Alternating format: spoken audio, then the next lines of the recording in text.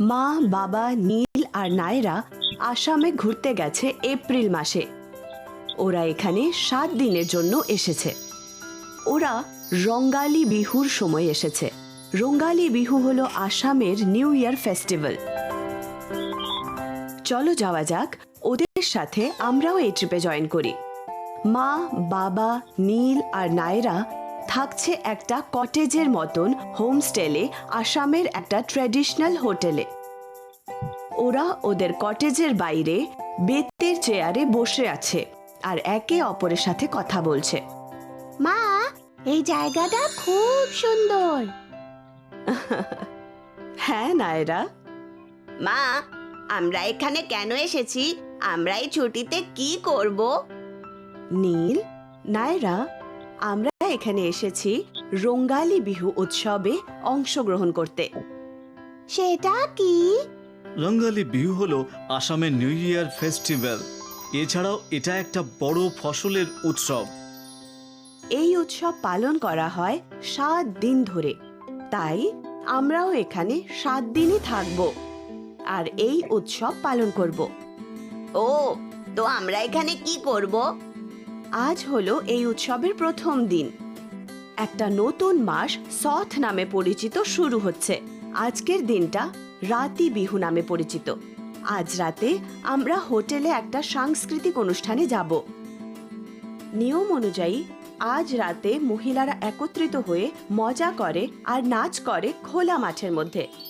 Torch জ্বালিয়ে এই অনুষ্ঠানে লাইট সরবরাহ করা হয়।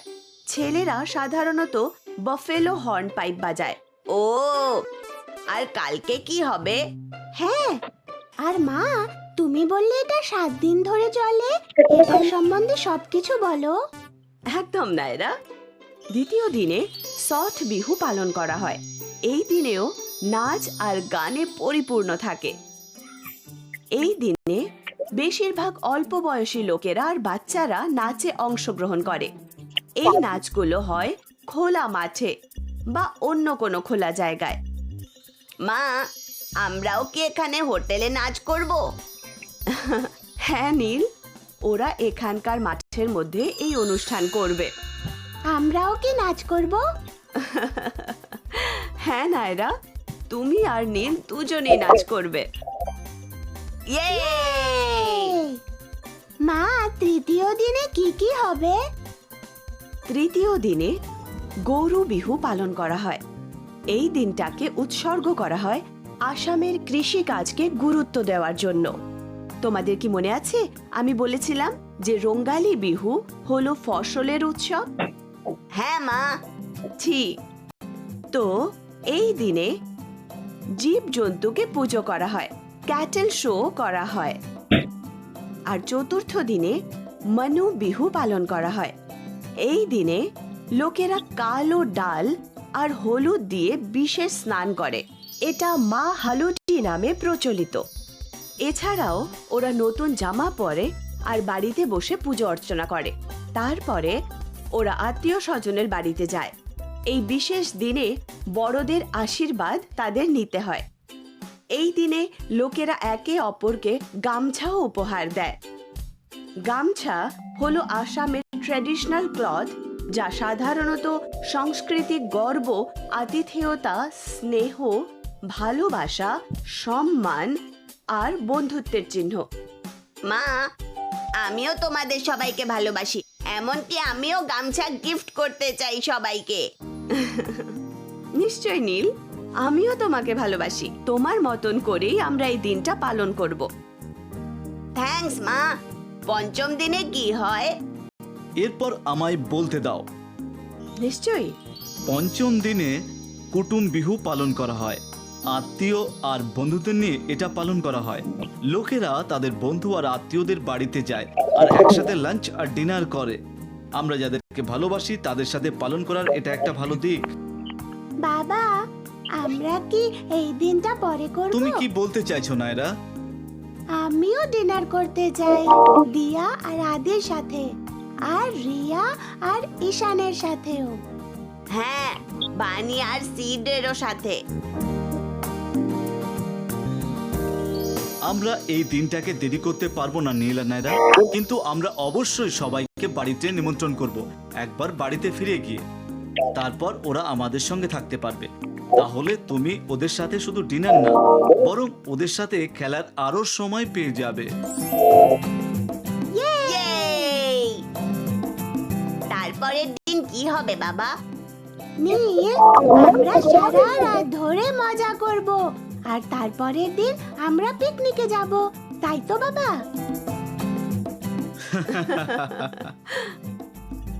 পরের দিন না, ডিনার পার্টির পরে নাইরা, আমি জানতে চাইলাম বিহুর ষষ্ঠ দিনে কি হয়। ও হ্যাঁ, ষষ্ঠ দিনে কি হয়? ষষ্ঠ দিন পালন করা হয় মেলা বিহু হিসেবে। এই দিনটা চিহ্নিত করা হয় প্রতিযোগিতা আর সাংস্কৃতিক অনুষ্ঠানে। এই সব অনুষ্ঠান খোলা জায়গায় হয়। আগেকার দিনে রাজারা এই অনুষ্ঠানে আসতো আর সাধারণ মানুষের সঙ্গে দেখা করত। এমনকি এখনো আসামের সব দিকের লোকেরা একত্রিত হয়ে রঙ্গালী বিহু মেলাতে অংশগ্রহণ করে। সবাই এই মেলাতে খুব মজা করে। ও, আমরা কি এই মেলাতে খেলনা পাবো? হ্যাঁ নীল, তোমাদের দুজনের পছন্দ মতো খেলনা আমরা মেলা থেকে কিনবো। থ্যাঙ্কস বাবা। সপ্তম দিনে কি হয় বাবা? সপ্তম মানে শেষ দিনটা চেরা বিহু নামে পরিচিত। এই দিনটা আসাম জুড়ে বিভিন্নভাবে পালন করা হয়। যদিও একটা জিনিস সবার মধ্যেই কমন থাকে, সেটা কি বাবা? লোকেরা ঠিক করে নতুন বছরে তারা কোন ভালো জিনিসটা করবে। কি ধরনের জিনিস? ওরা সবার সঙ্গে ভালো থাকার কথা দেয়, ভালো পড়াশোনা করার, সুস্থ থাকার, খোলা জায়গায় আরো খেলা করার, এইসব। ও, খুব ভালো। খুব ভালো। হ্যাঁ, একদম ঠিক। এবার চলো আমরা সবাই গিয়ে লাঞ্চ করে একটু রেস্ট করে নিই।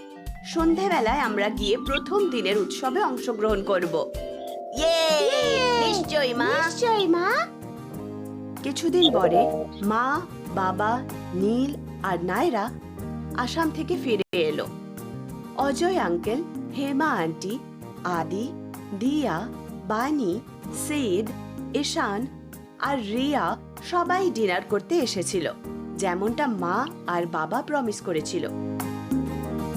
ডিনারের পরে নীল আর নায়রা সবাইকে ফটো দেখালো আর ওদেরকে ঘুরতে যাওয়ার ইন্টারেস্টিং গল্প শোনালো। নীল আর নায়রাও ট্র্যাডিশনাল জামা কাপড় পরে ফটো তুলেছিল।